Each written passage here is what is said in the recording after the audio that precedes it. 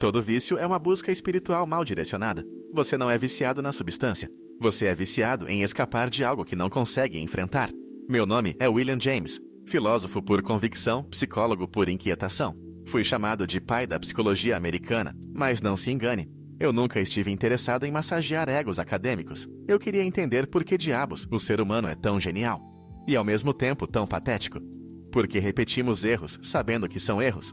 Por que buscamos prazer como ratos treinados, mesmo quando ele nos destrói? E por que chamamos isso de liberdade? Se você veio aqui esperando frases prontas, pode sair agora. Mas se quiser encarar o fato de que sua mente é um terreno moldável e que talvez tudo o que você chama de você seja só um punhado de hábitos mal escolhidos, então senta. Eu não vim pra te confortar, vim pra te mostrar que a maior prisão não tem grades. Tem rotina, e você é o carcereiro. Seja bem-vindo à sua consciência. Eu vou te explicar por que você não entende nada sobre vícios, incluindo os seus próprios. Porque todo mundo acha que entende vício. É falta de força de vontade. É doença. É escolha. É genética. Todos experts instantâneos, numa condição que nem conseguem definir direito. Mas vou te dar uma perspectiva diferente. Vício não é sobre a substância. Nunca foi. É sobre o que você está tentando não sentir. E enquanto você não entender isso, vai continuar tratando sintomas e ignorando causas. Vou começar com uma afirmação que vai incomodar. Todo ser humano é viciado em alguma coisa. Você pode não usar drogas, álcool ou cigarros, mas garanto que tem pelo menos 5 vícios socialmente aceitáveis, que usa para evitar enfrentar aspectos inconvenientes da existência. Trabalho, relacionamentos, exercícios, comida, entretenimento, religião, política, até mesmo desenvolvimento pessoal, pode ser vício quando usado para evitar o que realmente precisa ser enfrentado. Como eu escrevi em As Variedades da Experiência Religiosa. A embriaguez expande, une e diz sim. É, na verdade, o grande excitador da função do sim no homem. E é por isso que tratamentos que ignoram essa necessidade humana fundamental de transcendência e união falham sistematicamente. Mas deixe-me focar no viciado clássico. Aquele óbvio que usa substâncias que todo mundo aponta o dedo. Porque entendendo a psicologia dele, você vai entender a sua própria. Primeiro, o viciado não é moralmente inferior, é psicologicamente honesto. Ele admite que não consegue lidar com a realidade sem anestesia. Você finge que consegue, mas usa anestesias mais sutis. Ele bebe vodka para esquecer traumas. Você trabalha 14 horas por dia para evitar intimidade. Ele usa cocaína para sentir poder. Você coleciona conquistas para validar a autoestima. A diferença não é moral, é metodológica. O poder do álcool sobre a humanidade é inquestionavelmente devido ao seu poder de estimular as faculdades místicas da natureza humana, eu observei. E isso se aplica a todos os vícios. Eles oferecem um vislumbre, mesmo que falso e temporário, do que significa estar completamente presente, conectado, livre da ansiedade constante da existência moderna. Segundo, o viciado desenvolveu tolerância não só à substância, mas à vida. Precisa de doses cada vez maiores de qualquer coisa para sentir que está vivendo. Porque em algum momento, viver sem anestesia se tornou insuportável. E aqui está a pergunta que ninguém faz. Por que viver se tornou insuportável? Que dor existe dentro dessa pessoa que é tão intolerável que ela prefere arriscar tudo? Saúde, relacionamentos, carreira, dignidade, a senti-la. Terceiro, o viciado é um especialista em fuga. Desenvolveu estratégias sofisticadas para evitar confronto com aspectos específicos da própria psique. E essas estratégias funcionam temporariamente. O problema é que o que você evita enfrentar não desaparece, cresce, se fortalece e eventualmente se torna maior que sua capacidade de fugir. Como eu ensinava, na experiência religiosa, o inconsciente e o consciente se unem de forma harmoniosa. E o viciado está buscando exatamente isso. Uma experiência onde a fragmentação interna cesse, onde a guerra civil da mente se aquiete, onde por alguns momentos ele possa experimentar totalidade. Quarto, o viciado perdeu contato com o que eu chamo de self autêntico. Vive numa persona artificial, construída para sobreviver a traumas não processados. E a substância é o que permite manter essa persona funcionando. Tire a substância sem curar a ferida que ela estava medicando, e você tem abstinência, não recuperação. Porque abstinência é parar de usar, recuperação é parar de precisar usar. Quinto, o viciado está numa busca espiritual distorcida. Está procurando transcendência, conexão, significado, alívio do sofrimento existencial. Todas necessidades legítimas e universais. O problema é que está procurando essas coisas no lugar errado. Como eu escrevi, a sede do infinito é a característica mais profunda do homem. E vícios são tentativas desesperadas de saciar essa sede com substitutos finitos. Você não pode curar uma ferida da alma com medicamentos para o corpo. Sexto, o viciado desenvolveu uma relação simbiótica com a substância. Ela não é apenas algo que ele consome, é parte da sua identidade. Eu sou alcoólatra. Eu sou usuário. Eu sou viciado. E identidades são mais difíceis de mudar que comportamentos. Como eu observei, há apenas uma causa do infelicidade humana, e essa causa é a incapacidade de ficar quieto em um quarto sozinho. E vícios são elaboradas estratégias para evitar exatamente isso: ficar sozinho consigo mesmo, sem distração, sem anestesia. E manter uma identidade viciada é uma forma muito eficaz de evitar descobrir quem você seria se não fosse definido pelos seus vícios.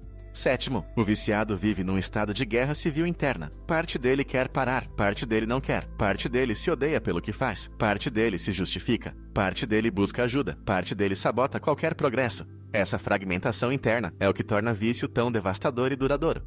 Você não está lutando contra uma força externa, está lutando contra si mesmo. E numa guerra civil, não há vencedores, só destruição. Oitavo, o viciado desenvolveu uma tolerância, não apenas física, mas emocional. Precisa de dramas cada vez maiores, crises cada vez mais severas, para sentir qualquer coisa. Torna-se viciado no próprio caos, porque pelo menos no caos há intensidade. E intensidade pode ser confundida com estar vivo. Paz, estabilidade, normalidade. Tudo isso se torna insuportavelmente entediante para alguém cuja química cerebral foi sequestrada por estímulos artificiais. Nono, o viciado perdeu a capacidade de lidar com emoções sem intermediários químicos. Triste, usa. Feliz, usa para celebrar. Ansioso, usa para se acalmar. Entediado, usa para se estimular. A substância se tornou a única interface que conhece entre seu mundo interno e externo. E quando você remove essa interface sem ensinar outras formas de processar emoções, a pessoa fica emocionalmente nua, num mundo que não sabe mais como navegar.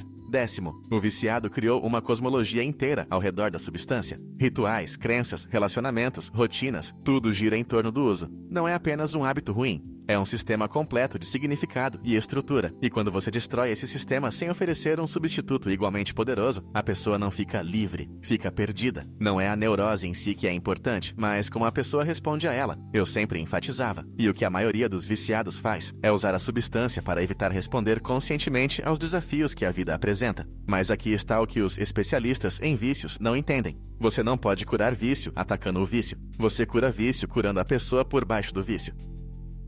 Você precisa descobrir que trauma não processado está sendo medicado, que necessidade emocional não atendida está sendo suprida, que vazio existencial está sendo preenchido artificialmente, que aspectos do self foram rejeitados e precisam ser integrados. Como eu disse, a maior revolução de nossa geração é a descoberta de que os seres humanos, mudando as atitudes interiores de suas mentes, podem mudar os aspectos exteriores de suas vidas.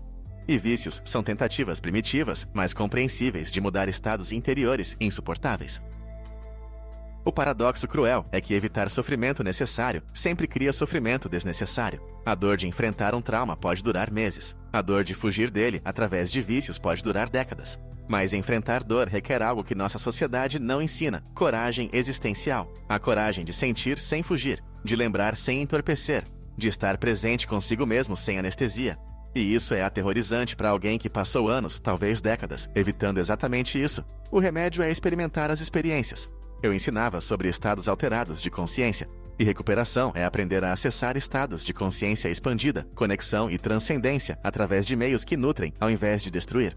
E todo vício é uma forma sofisticada de fuga de si mesmo. Então, qual é a alternativa? Primeiro, aceitar que vício é sintoma, não doença. É uma estratégia de sobrevivência que parou de funcionar, e sintomas nos dão informações preciosas sobre o que precisa ser curado. Segundo, parar de demonizar o viciado e começar a entender que ele está fazendo o melhor que pode com as ferramentas emocionais que tem disponíveis. Terceiro, reconhecer que recuperação real exige reconstrução completa da personalidade. Não é sobre ficar limpo, é sobre se tornar uma pessoa diferente, uma que não precisa fugir de si mesma. Quarto, entender que a substância era uma solução. Pode ter sido uma solução terrível, destrutiva, insustentável, mas era uma solução para um problema real, e você não pode tirar a solução sem resolver o problema. Quinto, aceitar que recuperação é um processo espiritual disfarçado de processo médico. É sobre reconectar com significado, propósito, comunidade, transcendência.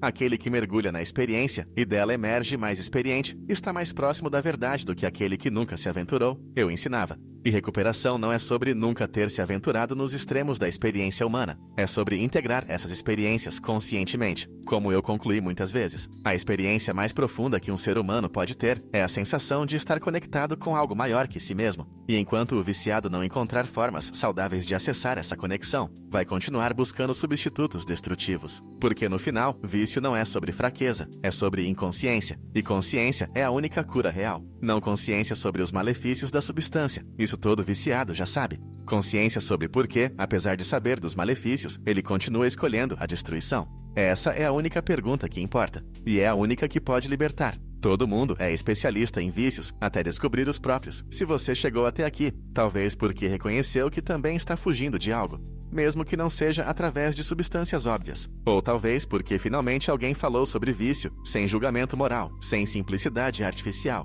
sem promessas vazias de cura rápida. O olho da caverna não é lugar para quem quer respostas fáceis sobre questões complexas. É para quem entende que algumas verdades só podem ser encontradas descendo ao mais profundo de nós mesmos. Se você está cansado de explicações superficiais sobre comportamentos humanos, se suspeita que a realidade é muito mais complexa e interessante do que nos contaram, então você não estava procurando por este canal. Você estava sendo procurado por ele, porque algumas pessoas são chamadas para mergulhar mais fundo, para questionar mais, para entender que curar é muito mais que parar de usar, é descobrir por que precisava usar. E se você é uma dessas pessoas, você já sabe. Sente o chamado para ir além da superfície, mesmo quando isso significa enfrentar verdades que preferia evitar. A pergunta é: você vai responder ao chamado ou continuar fugindo?